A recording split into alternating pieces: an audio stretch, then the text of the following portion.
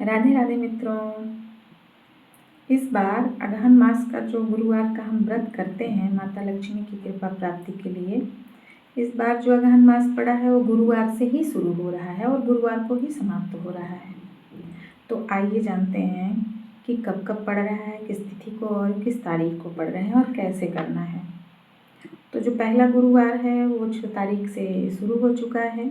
माता लक्ष्मी की कृपा प्राप्ति के लिए आप लोगों ने व्रत शुरू कर दिए हैं। दूसरा जो गुरुवार है वो पड़ रहा है हमारा जाके 13 नवंबर को।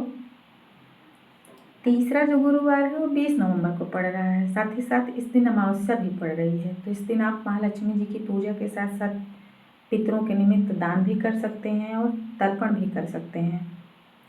चौथा गुरुवार जो पड़ रहा है वो 27 नवंबर को पड़ रहा है। इस दिन मित्र सप्तमी है। भगवान सूर्य का एक नाम मित्र भी है। अगर आप भगवान सूर्य की कृपा चाहते हैं, किसी को सरकारी नौकरी चाहिए, किसी को आँखों में समस्या है, किसी को शरीर में समस्या है, रोग दोष जो भी है सबको, तो भगवान सूर्य के व्रत में भी नमक नहीं खाया जाता है। तो आप पहले दिन विधिवत सूर्य भगवान की पहली मीटिंग पूजा करें दिन में, उसके बाद फिर शाम को माता लक्ष्मी की विधिवत पूजा करें और सिर जो है उनको खीर का भोग लगाएं। खीर में हमें केसर और गुलाब की पंखुड़ियाँ डाल के तब माता को भोग लगाना है। और माता को जब भोग लगाएं तो ध्यान रहे कि हमें माता के भोग के बाद परिवार समेत कथा सुन के फिर भोजन करना है, लेकिन भोजन में नमक नहीं होना चाहिए। जैसे बभू लक्ष्मी के व्रत में नमक नहीं खाया जाता है, वैसे ही इस व्रत में नमक नहीं खाया जाता है। आप बिना नमक के भी बहुत सारे ऐसे व्यंजन हैं जो कि आप बना सकती हैं, खा सकती हैं फलाहारी में भी, तो आप वही करें। उसके बाद 5वां जो गुरुवार है उस दिन पूर्णिमा तिथि पड़ रही है और इसी दिन अगहन मास समाप्त हो जाएगा। तो गुरुवार की पूर्णिमा अत्यंत श्रेष्ठ तो मानी ही जाती है।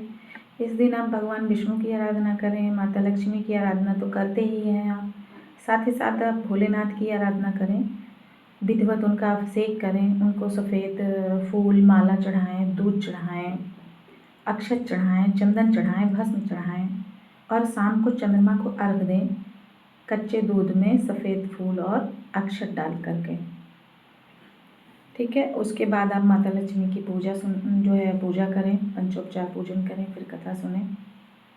जब भी आप कथा सुने तो हाथ में अक्षत और पुष्प लेकर ही कथा सुने, उसके बाद माता जी को अर्पण करें, तभी आपकी जो है कथा वो फलदायी होती है। और इस बार सबसे अच्छी बात यह है कि गुरुवार 4 नहीं पड़ रहे हैं, जैसा कि ज़्यादातर 4 ही गुरुवार पड़ते हैं। इस बार गुरुवार 4 नहीं बल्कि 5 गुरुवार पड़ रहे हैं, क्योंकि जिस दिन से मास लग रहा है मास उस दिन भी गुरुवार और जिस दिन मास समाप्त हो रहा है उस दिन भी गुरुवार। तो इस बार 4 गुरुवार नहीं बल्कि 5 गुरुवार पड़ रहे हैं। अगर आप लोगों को समय मिल पाता है तो 4 तारीख को जिस दिन पूर्णिमा है और अगहन मास समाप्त हो रहा है, उस दिन माता लक्ष्मी की पूजा से पहले आप पीपल की पूजा जरूर करें। उस दिन आप पीपल में जल चढ़ाएं, मीठा जल चढ़ाएं, जल में चीनी मिला लें या शक्कर गुड़ जो भी हो आपके पास उसको मिला लें, जल चढ़ाएं और 7 परिक्रमा करें पीपल की और पीपल के नीचे तिल के तेल का दिया जलाएं। तो ये आपके लिए अत्यंत लाभकारी होगा। जो किसी को पितृदोष होता है, किसी को और भी बहुत सारी परेशानी शारीरिक रूप से होती है, उसके लिए बहुत अच्छा रहेगा।